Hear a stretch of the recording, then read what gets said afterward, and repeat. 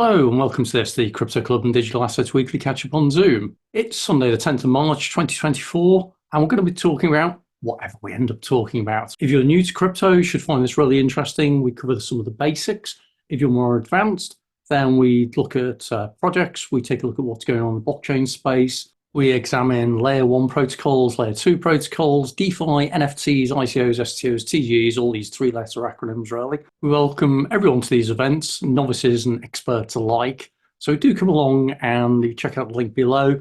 We'll give details of how to come to a future session, which is every Sunday evening, 7 p.m. till 8 p.m. UK time. So with that, let's see who's going to come and join us today. Hello. Hey, good evening to you. Good evening to you. Any news, Gary, about Bitcoin? Well, the prices keep going up at the moment, and it's now hovering just below $70,000. I think it is. I think it broke it briefly. Yes, something predictable, no? Very predictable regarding to the halving, no? Nah, there's nothing predictable in the crypto markets. Just people think there are. So, but yeah, I'll put a screen up. Actually, we'll take a look at how it's doing at the moment. It'll be interesting to see. But you don't think that maybe the price is influenced by the halving? I think it's a different market, hovering around about 68, 69 mark at the moment. It's definitely accelerating, but I don't know if it is to do with the halving. I thought just before the halving it does go up a bit and then drops and then recovers. But I just get a feeling that this time the market is so much different to how it was previously. I think everyone knows that it traditionally does that, and so yes. I think they've been preempting that, because you don't normally see this rate of growth this rapidly, where it's gone up from like 42, 43 to 69. So that's what, a 50% growth in a matter of just a couple of weeks type thing. You don't normally see the rate of growth that fast, I don't think, in previous cycles. But I'll take a look shortly. I'll see if I can find some graphs of how it's worked previously. So what's your thinking, Gabriella? I'm not sure. I don't know really idea about it, but the predictions said that will be continue raising the price. Well, I don't know. Sometimes I hear until millions. It's like it could be possible. So let me pull a chart up of how it's performed previously, and we can take a look at this. So someone wrote a blog on this a while ago, and if we look back, so we're in 2024 now. We take a look at, you tend to get this period of where you get a bull market, which might be what we're in at the moment, then a bear market, then it kind of settles down a while. And then you get the halving, and then you get bull markets, and it settles down, and then the halving. So notice here, if we go back to 2011, I can't remember the dates when the previous halvings were now, but you had a period of a bull market, some rapid rises going on, then some drop-offs. Then you had the halving in 2012, I think it was. And then straight after that, you got some rapid rises, some settling down. You kind of did get this settling down and then rise again. So it seems to go through a bull market, settle down for a while, get the halving, and then bull market again. Yes, but the movements are similar. Yeah. So we do seem to be very similar at the moment, that we're getting quite an intense rate of rise at the moment as well. But the things that I think are different, so first of all, if you take a look at the kind of like the prices of crypto now, of Bitcoin, it's kind of in a different space. I mean, this doesn't really show it very well. But I just get the feeling it's a different market. So I think there are different people playing and different people involved in it. So, but we'll see. But what do you think that the price is affecting the normal of the economy? Yeah, so I think there's a couple of things happening at the moment. One is that the use of Bitcoin is kind of increasing. Exactly. Yes. I'm saying kind of increasing simply because if you look at the volume of transactions, it seems to be going up. But I think a lot of that is about Bitcoin ordinals. So this is the whole thing about beginning to use the Bitcoin blockchain at the Satoshi level as a ledger kind of thing. And I think there's a lot of projects going on doing that. I think that's one thing. The other thing is that we've got the Bitcoin ETFs in the States, where there were, was it 10 or 11 that were approved? I think we're now potentially beginning to see the impact of that as the providers of the ETFs have to go to market to buy the Bitcoin to match what are selling through the ETFs. So I suspect we might be seeing the beginning of that having an impact. And I think that'll be a bigger impact than the halving. Mm-hmm. So, but I could be completely wrong. We shall see. Any other ideas? Any other thoughts? Because the other one that to watch out for this week is Ethereum. Ethereum, yes. Because that's got a major upgrade happening this week. I'll try and find some details as we're talking. And I think that's going to have some big impacts on the use of Ethereum very soon. So the thing is Dencun, so the Cancun Denub upgrade, and that's improving scalability. It's hopefully going to significantly reduce gas fees. So let's take a look at what that shows. Because everyone's so busy looking at Bitcoin, they're not looking at what's going on with other cryptos. So take a look at, it's got the Ethereum protocol upgrade, and we've got this Dencun that's happening, I think it's this week, which is part of what's known as EIP 4844, so that's proposal improvements. And it's the fact that it's got things like sharding, which affects how the data is held, and more importantly, lower gas fees on some certain types of transactions. Well, one of the criticisms around Ethereum of late is that the gas fees are so high, which makes it very difficult as a platform to even put tokens on there now. And so this latest upgrade, Dencun, if that reduces the gas fees significantly, then that could be really, really important and could make a real difference. So we'll see. Hey, we're joined by Daniel as well. Hey, Daniel. Hey. Hello, how are you doing? We're Hello. good. Good. You've missed us chatting about the Bitcoin price, the Bitcoin halving, and my claim that the halving may not have as big an impact as it has done previously. And more importantly, what's happening with Ethereum this week, because there's a big upgrade going on, which is really? this Dencun upgrade, which involves some sharding of the data, and it should help improve the performance, reduce gas fees and everything. I'll play this because it's actually a video that says what's happening with the Dencun upgrade. So it's only about 3 minutes long, so we'll play this.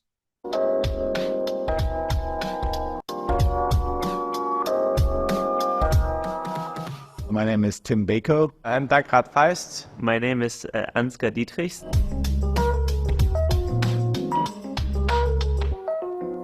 On Ethereum, we always have these regular upgrades, hard forks, once or twice a year.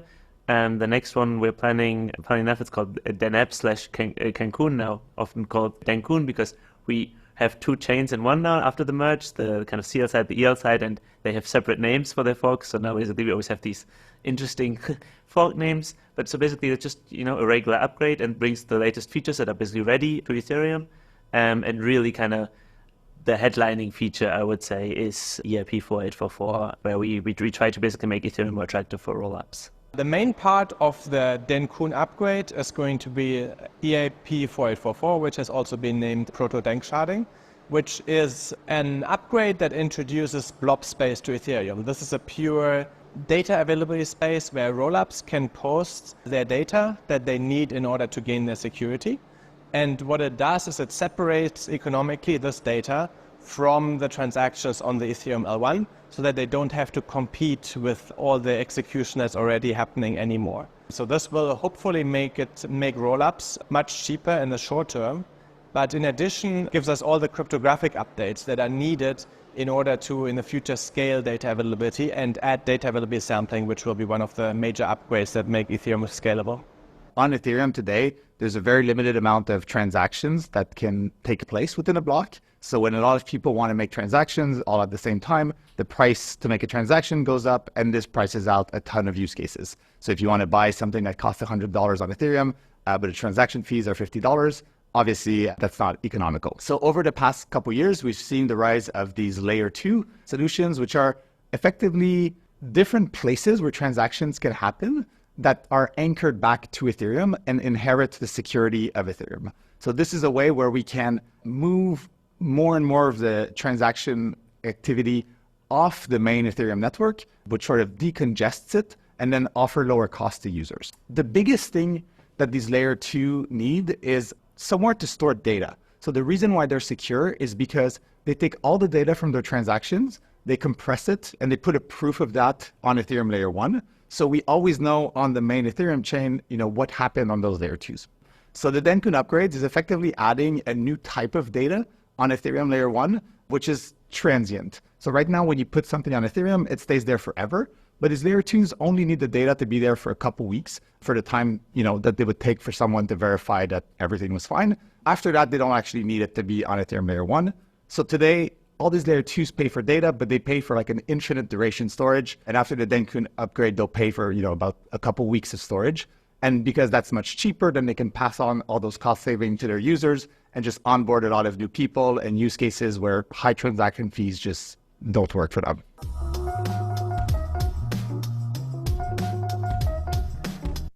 So there we go. The Dencun upgrade, which is interesting. And what I take from that, because I've not been following it particularly closely, is that it means that they're going to do a form of temporary storage, which means that you think about one of the problems with blockchain at the moment. Once the data is written to a blockchain, it stays there forever, which can be important. That's good. But there are some transactions where they are transactional in nature. And once the transaction's happened, you don't need it saving on the blockchain anymore. So what they seem to be doing is introducing this kind of sharding, which means that some transactions won't be permanent on the blockchain anymore. It'll just be like a transient area, which means that you're then not, using up your storage for stuff that'll never be needed again. That combined with some performance improvements as well, and also the reduction in gas fees, makes it more attractive again. One of the problems with Ethereum has been it's been a victim of its own success, and the costs have just gone up of the gas fees and that. So I don't know. Dan, How does it reduce gas fees? I think it's because instead of doing the transactions on the main blockchain on layer 1, it's effectively passing it on to the layer 2 solution. So again, to me, I'm never convinced about using layer 2 because it's not true blockchain. What it means what's an example of a layer 2 like Cardano? No, I think Cardano's layer 1. We actually looked at layer 2 blockchains a couple of weeks ago. Let me dig out a list of the main ones at the moment.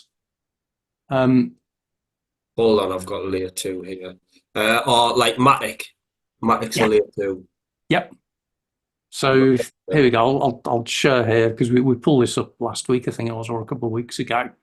Has some of the layer 2s. So yeah, Polygon, Optimism, Arbitrum, Starknet's growing quite a lot at the moment, I think. Where else? I don't recognize any of those. Eclipse, I think that runs on Solana. So effectively, a layer 2 is not on the main blockchain. So it's doing the stuff it does off-chain. And so if it's doing the transactions off-chain, it's not consuming all the resources of the main blockchain, and so it can be done at lower cost. So I think that's the thinking behind reducing the gas fees. It's kind of not quite lowering the gas fees. It's doing the processing where it's cheaper to do, and then putting it back onto the main chain again. So the end result is it should make things lower cost. Hey, we're joined by Ellie. Good morning, Ellie. And you're on mute at the moment, Ellie. Hello. Hey, we've not spoken for a while. How's the US? Brewing. Brewing. What, brewing for an election or for crypto or what? All of the above. Hmm? Yeah. Is it November, the elections? November 6th. Okay. Yeah. Be interesting to see if that has an impact on crypto prices as well. I think so. I think if Vivek is on somewhere involved in it, I think it will go up. I'm not sure about the rest, but for sure, Vivek is very much a proponent of crypto. Who's that, Vivek? Ramaswamy, I thought that didn't he drop out? he Was did, it? but he's Was he the one who's running, going? He was going against Trump, and then he's dropped out, and he's supporting him now. right, and he may be a candidate for VP. Ah, okay. Yeah, so that'd be interesting. A crypto savvy and supportive vice president of the USA. Uh-huh. Yeah, that could be interesting from the regulatory stance, because the regulators are generally against crypto at the moment. So it'd be refreshing to get someone in government who is pro. Yeah, Yes. quite interesting. But I think it isn't RFK in favor of crypto as well. Robert Yes. Kennedy. Yeah. Yes, he is. Yeah. So that would be positive too. Yeah. So this is kind of interesting. And then is it someone else as well? Is it the governor of Florida? Is that Ron DeSantis? Or am I getting mixed up with something else? Yes. I think that Ron they were. DeSantis. Yeah, because Miami was very crypto friendly. I seem to remember that the Miami local government were actually introducing the ability to pay your bills in crypto. So, and the government was looking into paying their government officials in crypto. yeah. Well, I guess if you're getting taxes in crypto, you don't want to necessarily convert it into US dollars. If you can pay your staff in crypto as well, it reduces the cost. So so it might be a very interesting period for crypto with the elections and that. So excellent. Yeah. You've been looking at anything else lately, Ali? I'm noticing Solano really kicking up. Mm-hmm. You know, and so I'm curious about the Ethereum halving. I'm sorry I was late. You might have already mentioned that, but I'm interested in what you see as that potential swing up come through. It's interesting because we were just talking about two of those things a moment ago. One is about the Bitcoin halving that's happening in a few weeks, and traditionally that usually sees a bear market of prices going up quite significantly, then a settling down period, then you get the halving, then the prices go up. Well, we seem to be going through that rising cycle at the moment. If you look at that, Bitcoin just about hit 70K, I think, yesterday, and then dropped just down to around about 69, I think it is now. So it's back to its all-time high. And then there's the Ethereum upgrade that's happening this week as well. So we were talking about that just before. So there's Dencun or whatever, which is the EIP 4844 upgrade, which should see more transactions going off-chain, which should reduce gas fees, sharding, this kind of thing. So it's all sorts of interesting things happening at once. Well, I was curious about what you're saying about Solana. What you're seeing price-wise with that at the moment? Oh, I gotta go look, but I was seeing. Hold on. I was going to see if I can find a. It was up to 145. So that was I thought that was pretty good up on in the last week. Okay. Because I know I was looking at, it's the kind of thing, everyone looks at Bitcoin because that gets exciting. But meanwhile, Ethereum's been doing a similar thing. I'll take a look at Solana in a moment. But yeah, you take a look at Ethereum since December, when it was around about the $2,100 mark, I think, or just on 22. Mm-hmm. And it's gone up from, what's that, 22.54 up to just short of $4,000 right now. And it looks like it's still rising. So yeah, that's definitely an interesting one. But I'll take a look at Solana in a moment, so let's see where that goes. So I'm looking at Ethereum with looking at within the Bollinger Bands, and it just keeps going and up, and crossing over the upper band and keeping on going up. So I don't know how far it will go. Okay. Is this not in anticipation of a Ethereum ETF? It could be too. Yeah, that's a good point. Because I feel like we kind of seen, well, we definitely seen something similar with like the anticipation of the Bitcoin ETF. To be fair, Gary, I wanted a challenger, not in a way that like I actually want a challenger, but I'm sure you'll be able to answer. Yeah, go for it. For me, I mean, being involved in crypto and learning about crypto for maybe about a year and 4 months now.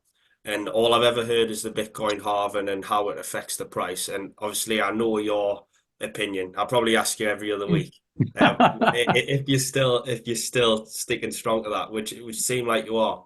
Yep. So with the ETFs, obviously, the amount of Bitcoin being mined and coming into supply at the minute compared to the amount that's being bought is drastically different with the amount being mined. I think since the ETF, it's like 35,000 Bitcoins being. Anyways, it was.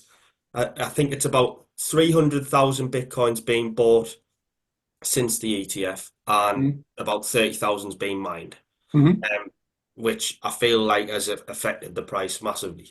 Now, with the halving coming, and obviously that supply of Bitcoin, new Bitcoin being mined, being directly halved, for me, I know how you think about the market cycle, like dulling down as we go on and on, but that just seems like an explosion of supply and demand, like, and a massive increase in price. I agree that there's definitely the potential there that, and this is why I think that the price rise that we're seeing at the moment is less to do with the traditional halving cycle, which is where we do typically see it go up and then it settles, and then you have another halving and it goes up. I think it's much more to do with the providers of the ETFs backfilling their positions and necessarily having to get positions. What happened, I think we were discussing this last week, that I didn't realize about the Bitcoin ETFs is that initially, when the ETFs were approved, there was like little movement on the price of Bitcoin. And everyone went, oh, that's a surprise. We thought it was going to go to the moon and everything like that. But then someone shared with me that because of the regulatory position of the companies who provide ETFs, they actually have to wait about 3 months for any new product to be on the market before they can start putting into it properly. So I think what they might have been doing is quietly buying up positions just in anticipation of when that 3-month cutoff kind of kicks in. So I think that's why we've been seeing an interesting rise. And I think the current rise at the moment, and everyone always says to me, well, what's caused Bitcoin to go up in price today or down or wherever? I always say it's actually just a butterfly flapping its wings in the Amazon. There's so many random things it could be. But there are occasions when you see certain market behaviors that you think, yeah, that's definitely due to that. And I think in this case, the current price rise is more down to the ETFs than anything else. But I'm open to be challenged. We've got Daniel, we've got other people on the call as well. If Daniel, you think differently or anyone else thinks differently, every opinion's valid.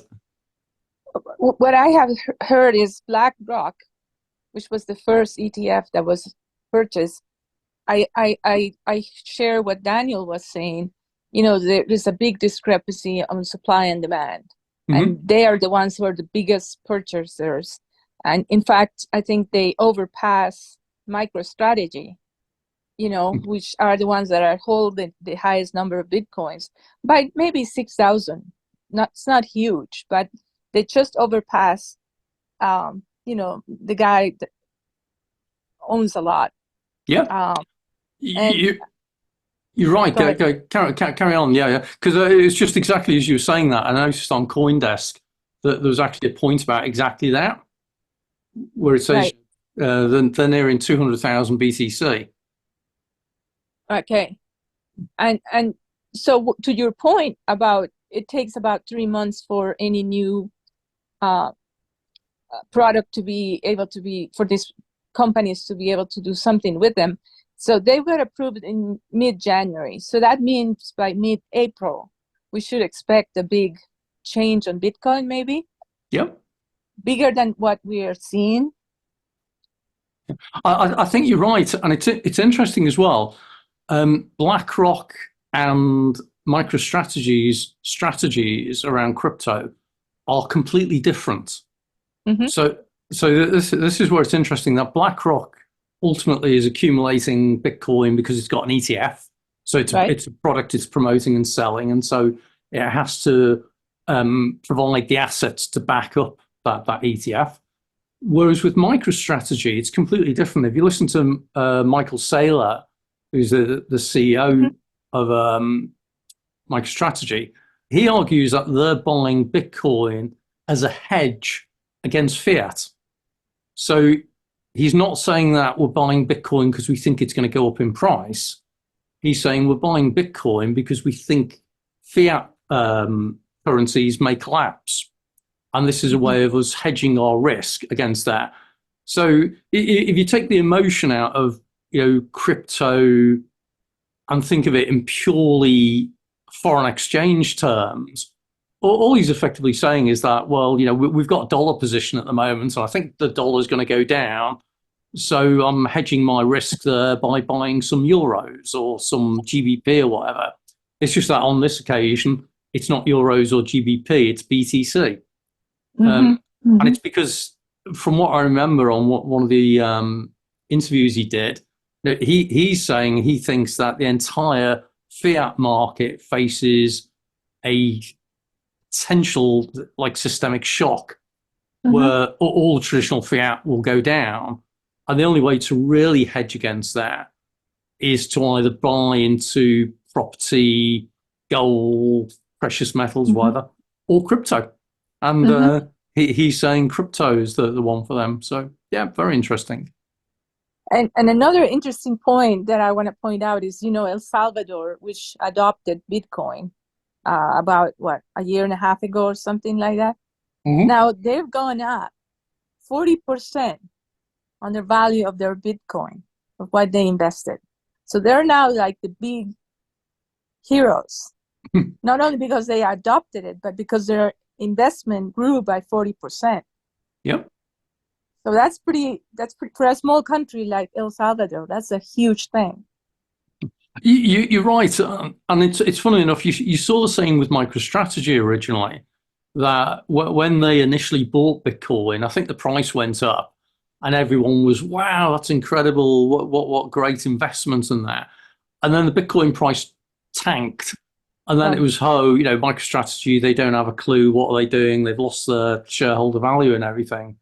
And then as it's gradually recovered and gone back up again, they're heroes again. So I think you're right with El Salvador. The value of their holdings has increased significantly, but there is still a risk that if the crypto price if the Bitcoin price goes down again, that they'll no longer be saviors. So it'll be interesting to see where it goes. I have the faith, I have the trust or the belief that with everything else that's going on with the ETFs and the halving and all that, El Salvador has a little bit of an edge above many others at the moment. Yeah. And it's fascinating because you will generally find that the smaller countries that are traditionally reliant on another nation's currency in some way for stability are more willing to explore different options. So it's like you're not going to get the UK rebasing itself on Bitcoin. That's the nature of it, because GBP is worth enough in the global market that it's not worth taking that risk. Whereas El Salvador, because up until now, if I understand correctly, it's been tied to the US dollar a lot, it wants to kind of regain its fiscal sovereignty. And so Bitcoin offers that, I guess. So I think you're right, although I still think that one day El Salvador is going to suddenly discover that it's got a revolution on its hands that it didn't know was happening, and there'll be a load of camouflaged advisors arrive overnight to help defend the government against that. But then I've read the book Confessions of an Economic Hitman, so I'm a little bit cynical about the world. So I see. which is in. Well, I don't know, but I think El Salvador is definitely worth watching because it was one of the first nations to go down that route. And it's interesting when you compare it to some of the CBDC type approaches that some countries have done, like Nigeria with the e-naira, where they kind of tried to force citizens to use a government-backed currency. Didn't work. So we shall see. Well, think about a country like El Salvador can get loans from the World Bank in dollars, and they have to pay, I don't know, 4, 5, maybe even 10% interest because they don't have good credit rating, and now they got that Bitcoin that they can get up to 40%, pay their loans, and even have money left. But it's one of those things. It's what I've had to explain to some people coming into the crypto market, where they're saying, "Oh, I'm 40% up." You're not until you liquidate. And once you've sold your Bitcoin, then you're no longer in a position to benefit from the price changes now. So you're right. At the moment, on their books, if they did what's known as a mark-to-market valuation, so you take a look at how much they paid and how much it's worth currently, the holdings represent a substantial value increase. But it's not until they turn that into a fiat currency that you truly get the benefit. Right. So it's interesting. The whole concept around crypto is that ultimately the end game is that you use crypto for crypto's sake, not as a purely speculative, buy it until the price rises and then sell it. So we shall see. But you're right. At the moment, they could cash in and they'd be very nicely ahead. And I'm sure the citizens will love the government accordingly. Because I think, from what I remember of some of the press reports, it was not a popular move. I think there's some resistance from the people in the country who thought it was crazy. The whole world. But I think I'm from Latin America, so I understand devaluation and hyperinflationary economies. So you've got countries like Brazil and Argentina paying attention to what El Salvador does, which is never in the history of Latin America, anything like that. So it's kind of really interesting. Yeah, I guess they learn the lessons from the likes of Venezuela, where you can have an economy that suddenly, even though it's got incredible amount of natural resources in terms of like oil and fossil fuels and this kind of thing, ended up in a complete mess. And I can't remember what the level of hyperinflation was in Venezuela at one point. But as you say, it's not an unknown thing in Latin American countries, definitely. Something to what, sorry? To keep an eye on. Yeah. And this is the thing. I think there is so much going on in this space. Whether it's specifically crypto, world economies. If Peter would have joined us, but Peter Parks often joins us, and we end up talking about the BRICS. So the Brazil, Russia, India, China, South Africa. Now it's been joined by Saudi Arabia, and I've forgotten which South American country, whether it's Argentina, I think possibly, or Venezuela. But it's been joined by them and Ethiopia and a couple of others. That, again, on the world economic stage, means all of a sudden the non-BRICS countries that used to dominate, so the US and the World Bank backed currencies and countries, all of a sudden that dominance is reducing.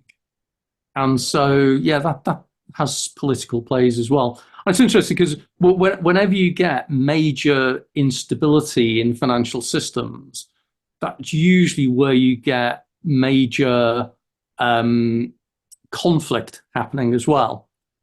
Because ultimately the politicians don't like to be losing control. and that's where you'll usually get weapons becoming involved, and we're seeing a lot of that as well. So it's all interconnected, isn't it? It's fascinating. It is. So Daniel, what's keeping you interested at the moment? You're still learning lots in this whole space. Yes, of course. No, I really wanted to ask you if you'd heard about a project and a blockchain called Casper. Casper? Yes. No. So I didn't know what the difference was between Casper. They're trying to achieve something that like Litecoin. Okay. So almost like a silver to Bitcoin being gold. Now I came across it. I was literally just scrolling through CoinGecko like a couple of weeks ago, and came across it probably because I thought the logo looked quite cool. It's spelt with a KASPPA. That's Oh, so it's not Casper, which I've just pulled up now. no. It's Okay. here. So it was quite interesting. I'm on the website now, but it explains how I think we've talked about it on here before about Bitcoin hasn't actually achieved being a peer-to-peer electronic cash system like it was set out to be, although it potentially might be. It's became more of a store of value. Mm-hmm. Always, and it says about like its scalability problems and stuff. Now it's got a certain type of yeah, that's the one. So it's it's using something called block DAG. A DAG. Yeah. I can never remember the D, but it's acrylic grid, acrylic graph. Yep. Yes, yeah, directed acrylic graph. That's it. Yep. I just found it really interesting that it's a proof of work. It's obviously got this block DAG, but I just wanted to know if you had like any opinions on like a project like this, really. No, the only thing I would offer is that DAGs, so as you say, directed acrylic graph, is a completely different way of looking at a blockchain ledger. So if you think about how the Bitcoin blockchain works, where you've got blocks mined every 10 minutes with the addresses and all that kind of thing, effectively a DAG has already got every address pre-created kind of thing, which means it's much, much faster when you're referring to things. So there's another project in the UK called Radix, or it's now called RDX Labs, I think. And they were originally using a DAG because it's much, much faster. So yeah, it's interesting then that they're launching it on that basis. I'll have to check into them a little bit a little bit more then, because as you say, it's saying both decentralized, layer one, and fast. And there were a few projects as well as Radix. I can't remember what they were now, which were DAG based. I think IOTA might be DAG based. And IOTA was going to be like one of the first blockchains for Internet of Things. It uses Tangle. In fact, let me just find that as well. So yeah, I think that's definitely interesting. That Casper's worth checking out then, because I think DAGs may well be the way that more and more projects go. So moving away from this traditional entire blockchain mining and all this kind of stuff, so this concept of what's known as a Tangle, which is using directly the acrylic graph, as it says in here.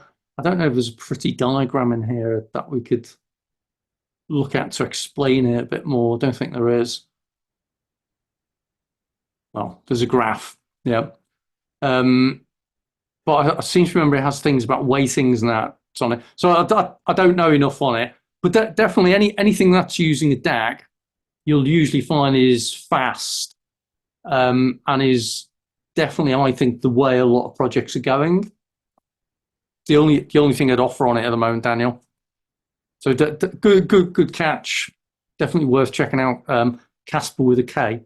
Yeah, it seems like it's got a use case. I'm sure there's many others that are trying to solve the same problem, but it goes on about obviously like being the silver to Bitcoin being the gold, that more being a store of value, and this being an actual transfer Transaction. value. Yeah. And I think you're right. That's why I've always argued that Bitcoin and Ethereum, in a way, are experiments, and they're experiments to prove concepts. And around Bitcoin, the experiment was: could you have a decentralized, distributed means of value transfer without an intermediary? And if you look at the Bitcoin white paper, it talks about being an electronic peer-to-peer cashless system. And in some ways, the way it's actually been adopted has disproved that, because it's now very expensive to do payments via the Bitcoin network. It's slow. And this is where layer 2 solutions coming in. And layer 2 solution, I believe, means that it proves that a layer 1 solution doesn't work. The very fact you're going off chain. So you're right. So Bitcoin has kind of moved away from being a payment system to being a means of storing value, simply because it's adoption. Ethereum was very much the concept of a world computer and smart contract-based solutions and that. And again, has kind of proved that a lot of that doesn't really work because gas fees have gone up. It's made it very hard to use and that kind of thing. So this is where I think we're still in the experimental stage with a lot of these things, and that's why the idea of DAGs. If you look at how R3's Corda platform works, again, I described it once as R3 being a $200 million messaging system. That if you look at how R3 works, it doesn't do consensus across an entire network. It does kind of like point-to-point type thing. There's all of these things coming up, and none of them is like the silver bullet to any of this, which is why we come back to like the VHS wars again of VHS, Betamax, Philips 2000. They're all coming up with different ways of providing digital video in different ways. And I still think that if you look back to the VHS wars as such between those three protocols, the one that actually won was the SCART socket, which meant that it didn't matter which of those three you used, you plug it in and it works with your TV. And this is where I think layer 2 and interoperability, so Chainsy, Polygon, some of the others, may actually be the long-term solutions to a lot of this stuff. Because that way, it doesn't matter if you're using Bitcoin, Ethereum, Cardano, Solana, whatever. If you can do atomic swaps across chains, then that's where it gets really exciting. So the whole idea of, first of all, creating a transaction on Bitcoin and then being able to effectively transport and transfer that onto Ethereum or onto Cardano or Solana or whatever, makes it really interesting, because that then has things like, you take a look at the Metaverse, where people are talking about, well, with the Metaverse, I've got, in my, Roblox or Minecraft or whatever, I've got this digital asset, this plot of land or whatever. I want to move it across different metaverses. And this is where it's been argued that a blockchain type solution could do it. Well, once you've got interoperability, a blockchain solution allows you to do it not just across a metaverse, but between the real and virtual worlds and between different blockchains. So I think loads and loads of this stuff has yet to happen. But meanwhile, it's just such an interesting space. I mean, I've been in this space for about 8 years. And when I first came into it, the possibilities were mind-blowing. And now, 8 years later, possibilities are still mind-blowing. They're just changing. So anyway, I've talked enough on that. That's kind of my thinking. I don't know, Daniel, you got any other questions on that at the moment? I missed a couple of I missed a couple of sessions that I watched back, but there was a lot of talk about the metaverse. Yep. And quite interested, just as a conspiracy theorist myself, and I feel like the metaverse is something that is just like although extremely raw and fresh at the minute, is like inevitable. Mhm. At probably one time in my lifetime, I'd imagine. So, like how blockchain technology will cross over with that. I know there's like Decentraland. I had a a good look at that project, and it's interesting. It's raw, but it's interesting. Just Mhm. want to know your thoughts on something like Yeah, that. I think there's so much going on that, and I always pick people up on when they talk about the metaverse. It's a bit like when they talk about the blockchain, that there are multiple blockchains and multiple metaverses. So you're right, Decentraland's a major one. Roblox, I think, has got its own metaverse. There's various others as well. And this is where, again, the whole idea that if you've got a Roblox metaverse and you want to transfer your assets, whether it's a skin or an avatar or whatever, onto a Minecraft platform, then you need the ability to transfer it and the interoperability, which is where blockchain-based solutions might offer that. So I think there's a great connection between metaverses and blockchains, because blockchains allow some level of transfer of assets and ownership and value transfer and that kind of thing. And a lot of it's decentralized, it's distributed in that. So I think blockchains offer great potential working with metaverses. Where it gets really interesting, though, is when you cross the digital divide between the digital metaverse world and the physical world. And this is where you get things like tokenization of real world assets. And this is where you get things like using a metaverse as a digital representation of somewhere physical. So think about using a metaverse, which is effectively a 3D or 4D map of somewhere in the real world, and use the metaverse as being a digital twin of the physical. So you look like a map of the city of London, for example. And if you've got a digital representation of that in a metaverse that is agreed as being the de facto digital representation of it, then it means you could look on the metaverse to see the physical and vice versa and trade in it. So you could use the metaverse effectively as a ledger of ownership of real world assets. That I just find fascinating. And you start linking that in with VR and AR. So, the headsets you can get and everything. All of a sudden, the likes of Ready Player One, which is, a game, a film about gaming and online, that kind of thing.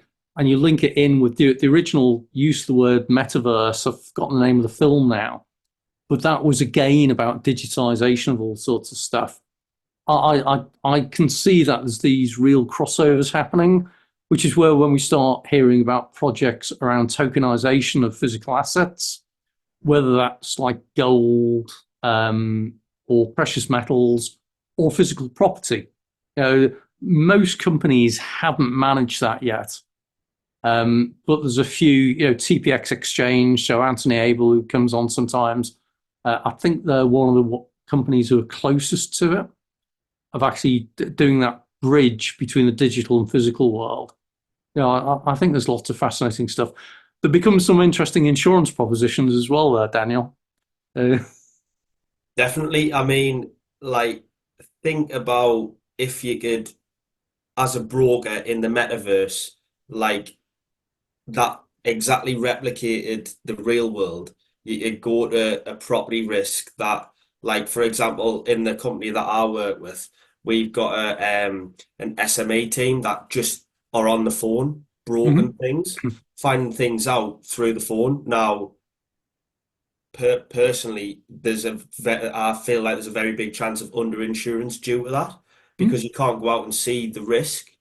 And potentially, if there was a metaverse that replicated the real world, or however you do that, like the broker could potentially go out in the metaverse and assess the risk like properly rather than just being on the phone. Have you got this? Have you got that? So one of the problems projects I was involved in back in 2016 was beginning to look at this kind of thing. Right. And we were actually trying to we're going to run a session at Lloyd's of London of bringing in a load of VR headsets and AR headsets and showing this kind of thing.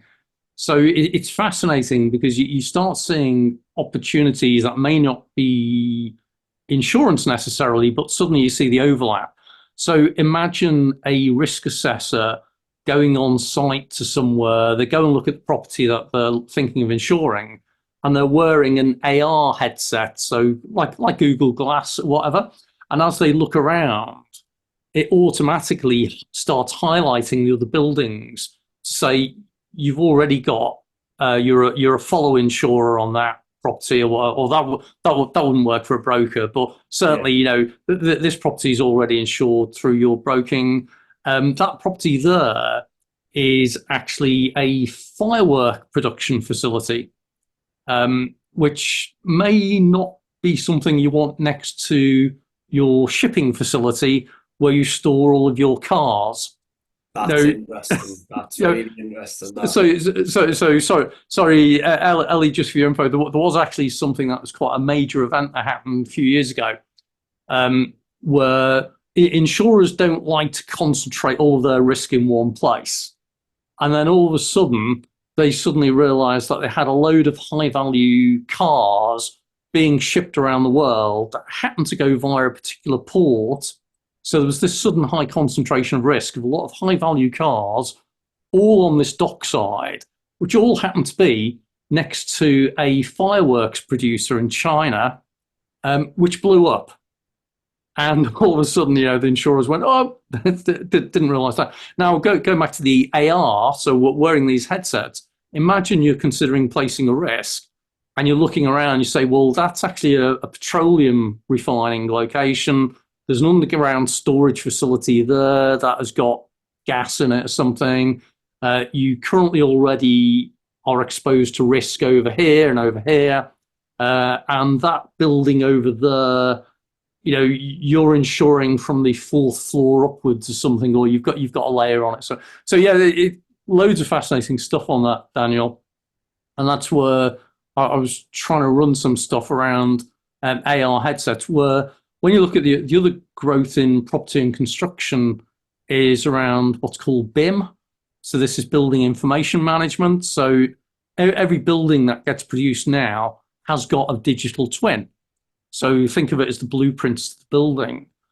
Well, if you can represent that in a way that is accessible to an insurer, so that they can now virtually walk around this new building they're about to insure, and they can actually have a look and they can see where the fire escapes are, and they can see it's actually a 38-story building, and you know what the risks are and everything. That introduces a whole new dimension, which you're not going to get through a phone call. So it's a game changer for me. I mean, it's something like I've thought about on long car journeys before. Yeah. I feel like my office, there's 40 people in, and I feel like in 10 years' time, it'll all be Apple Vision Pros rather than monitors. Yep. I think you're absolutely right.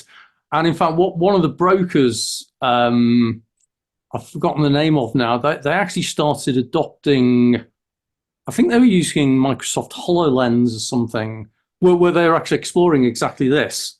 So it was interesting that the guy who was behind that, Ed, I've forgotten his surname now, he's just changed companies, but he was really into that whole thing.